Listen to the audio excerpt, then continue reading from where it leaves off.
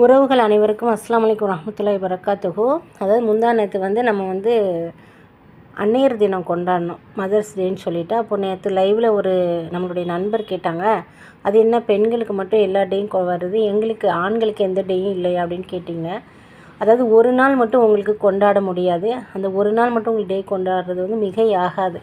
ஏன்னா ஆண்களாகி நீங்கள் வருமானம் பார்த்து தரப்பை தான் பெண்கள் நாங்கள் வீட்டில் விதவிதமாக சமைச்சு குக் பண்ணி சாப்பிட்றோம். நாங்கள் சாப்பிட்ற மாதிரி கூட வெளியில் வேலை பார்க்குற நீங்கள் உங்களால் சாப்பிட முடியாது. அதனால் உங்களுக்கு நாங்கள் டெய்லி டே கொண்டாடுறோம். அதை பற்றி நீங்கள் யோசிக்க வேண்டாம். கண்டிப்பாக உங்களுக்கு ஒரு நாள் மட்டும் டே கொண்டாடினா அது மிகை ஆகாது. சரிங்களா? வாங்க இன்றைக்கி நம்ம வீட்டு லன்ச் என்னென்னு பார்த்துடலாம். இன்றைக்கி சூடான இறால் பிரியாணி நாங்கள் குக்கரில் எடுத்து ஹாட் பாக்ஸ்லேருந்து மாற்றி வச்சுட்டேன்.